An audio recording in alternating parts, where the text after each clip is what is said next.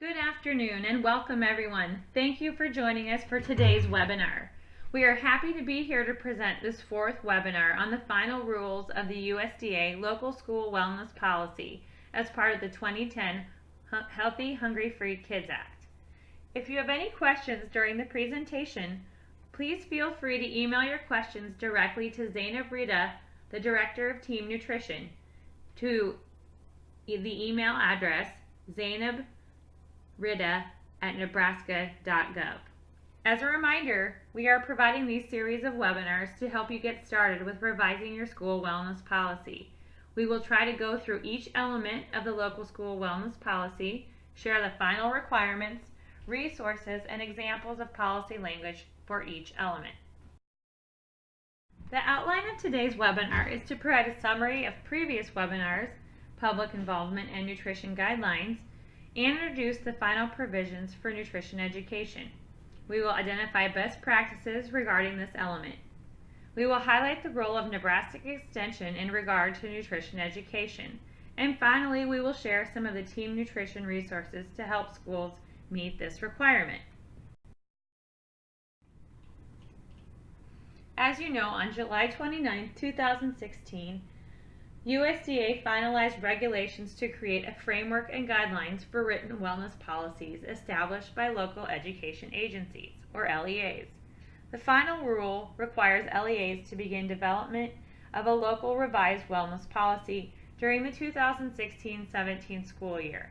LEAs must fully comply with the requirements of the final rule by June 30, 2017. The new regulations require school districts to include the following elements: public involvement, nutrition guidelines, nutrition education, nutrition promotion, public notification, physical activity and education, and monitoring and evaluation. So far, we have addressed the public involvement.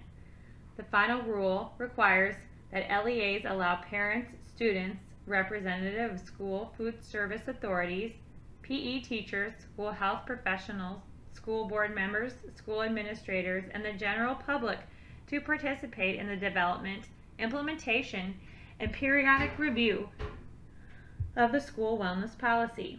LEAs must include in the written local school wellness policy a plan for involving these stakeholders.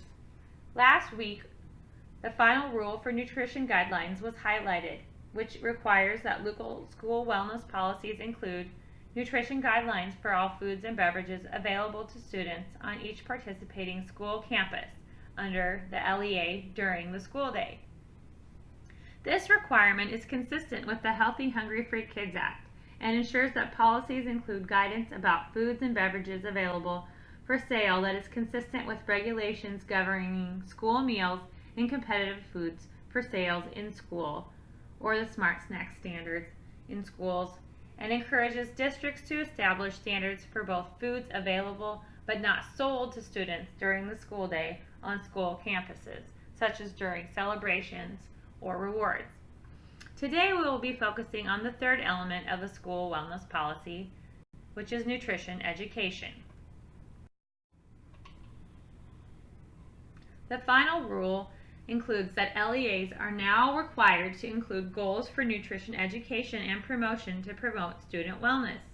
In developing these goals, LEAs must consider evidence-based strategies and techniques that link education with school environment. This third element includes setting goals for nutrition education across the school. This can include elements of classroom-based nutrition education, such as team nutrition curriculum that is available for free, or the Nebraska Extension School Enrichment Kits, or through family consumer sciences, cooking classes, or other health and nutrition classes. Cafeteria-based education, such as using the USDA's My Plate information or eating the colors of the rainbow placed near the salad bar, can also be counted as nutrition promotion. Training food service staff on scratch and whole food cooking, healthy meals, reducing sodium, and preparing fresh fruits and vegetables is another alternative option. Providing continuing education opportunities to school staff on nutrition and healthy eating. and sending nutrition information home for parents or holding nutrition events for the community all help to support nutrition education. So why nutrition education? It has been shown to improve eating habits and the health of children. Nutrition education teaches behavior-focused skills that may be offered as part of a comprehensive, standards-based curriculum or program designed to provide students with knowledge and skills necessary to safeguard their health and make positive choices around food and nutrition options. Connecting nutrition education to other content areas helps with meeting core subject standards alignment. Research shows that behavior change correlates positively with the amount of nutrition instruction received by students.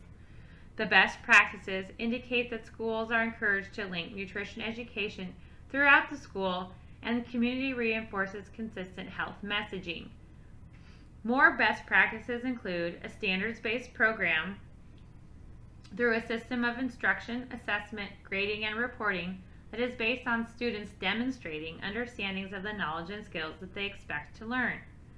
Although the final provision does not require a specific number of hours for nutrition education, it does provide nutrition education as part of a comprehensive health education curricula, as well as integrating into other core subjects such as math, science, language arts, and social sciences. The amount of time recommended for nutrition education is dependent on many factors, including results, content of curriculum, quality of instruction, and school-based limitations.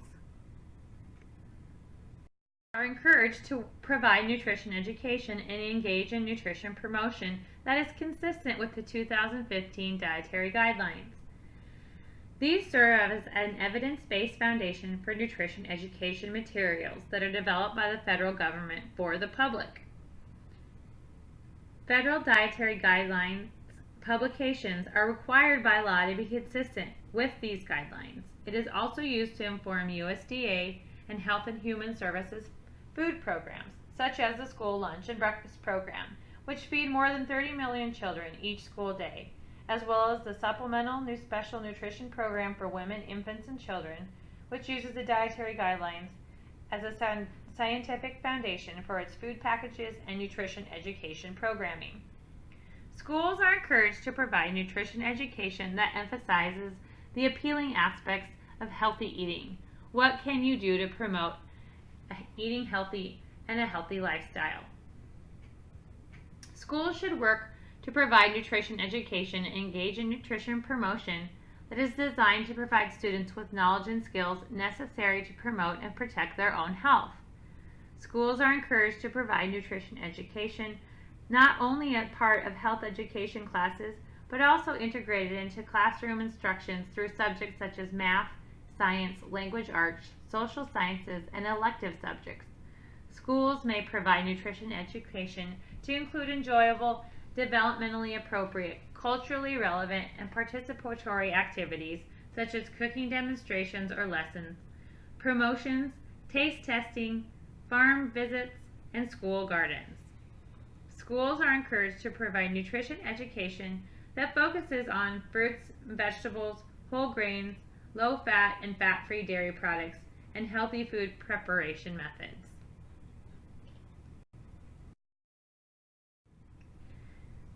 Classroom-based nutrition education can be a great way to provide both nutrition education and promotion. Here are some ideas for classroom-based nutrition education. Invite classes to visit the cafeteria to learn how healthy food is prepared in your school. Involve students in planning a special school menu day and preparing or collecting recipes from their families. Link the school menu program, cafeteria nutrition program activities with school gardens, farm-to-school programs, or other school food and nutrition related services. Offer foods that reinforce classroom lessons, like whole grain rolls to enforce a lesson on dietary fiber. Display nutrition posters in the cafeteria and distribute nutrition information and materials. Coordinate menus with classroom lessons and school promotions, such as local foods days featuring food from other countries or an international food day. Emphasize caloric balance between food intake and energy expenditure, and promote physical activity and exercise. This can teach media literacy with an emphasis on food and beverage marketing and includes nutrition education training for teachers and other school staff during this process as well. Local school wellness policy goals related to nutrition education may include activities such as integrating nutrition education into other academic subjects, including nutrition education as part of health education or a standalone course for all grade levels, and any other activities that are appropriate, such as those suggested here on the slide. Using My Plate, using the dietary guidelines, following the Eat From Colors of the Rainbow, or any of the other suggestions here.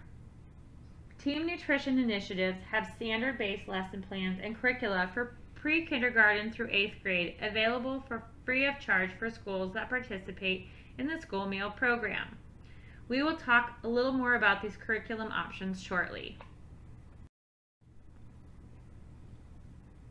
This slide shows a couple of sample policy languages regarding nutrition education. In elementary schools, nutrition education will be offered at each grade level as part of a sequential, comprehensive, standards-based health education curriculum that meets state and national standards. All health education teachers will provide opportunities for students to practice or rehearse the skills taught through the health education curriculum. Some additional sample policy and language includes food service and teaching staff will work cooperatively to integrate experiences from the cafeteria with instructional gardens, kitchen classrooms, farm field trips, and formal learning experiences for all students. School food service will work with school departments, community partners, and the Student Health Council to facilitate student understanding of fresh, locally sustainable food. Along with the previously discussed resources, Team Nutrition has a multitude of nutrition promotion materials.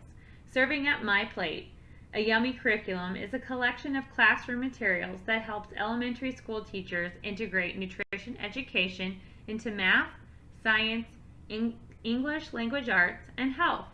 This curriculum introduces the importance of eating from all 5 food groups using the My Plate icon and a variety of hands-on activities. Students also learn the importance of physical activity and staying healthy. Serving Up My Plate, a yummy curriculum, uses education-based strategies such as My Plate theme songs and educational games, behavior modification strategies such as decision-making and goal-setting activities, and environmental modification strategies using My Plate graphics in the classroom, cafeteria, and on the school menu. The next curriculum tool from Team Nutrition is Dig In.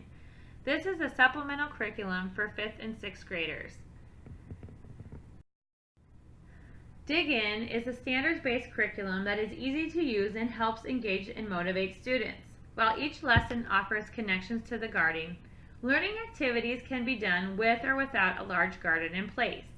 You can teach lessons in sequence or split them up over the course of a school year.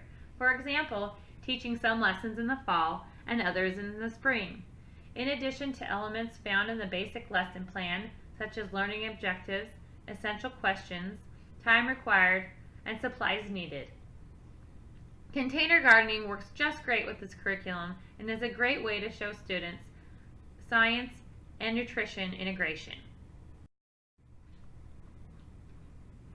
TN offers you an interactive and exploratory lesson in the Great Garden Detective Adventure. It's a great way to teach traditional subjects while providing students with the opportunity to discover fruits and vegetables. Garden-based learning opportunities are a promising way to boost academic achievement, as well as including science and health-based topics. Helping children to increase acceptance of fruits and vegetables can help them improve their overall diet. Not only does this have significant benefits for their health, children with healthy eating patterns also tend to do better in school. In summary, these lessons are designed to engage children in learning and developing healthy habits. You can select to implement some or all of these lessons into your school, even if you do not have a large outdoor garden or long growing season. Many schools use container gardening, grow light systems, raised beds, cold frames, hoop houses, and other techniques to provide their students with gardening experiences. So whether your garden is large or small, we look forward to hearing how your students become gardening detectives and discover how to make fruits and vegetables an important part of their food choices each day. Lastly is a Nutrition Voyage curriculum, The Quest to Be Our Best, which is a great resource for 7th and 8th grade classes.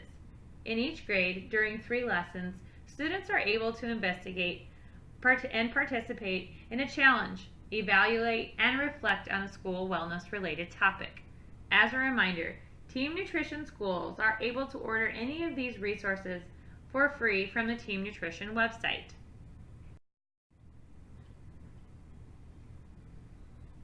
If you have any questions about the information or resources presented on this webinar, you can contact Zaina Brita, the Team Nutrition Director, at the email address on the very first screen in this webinar.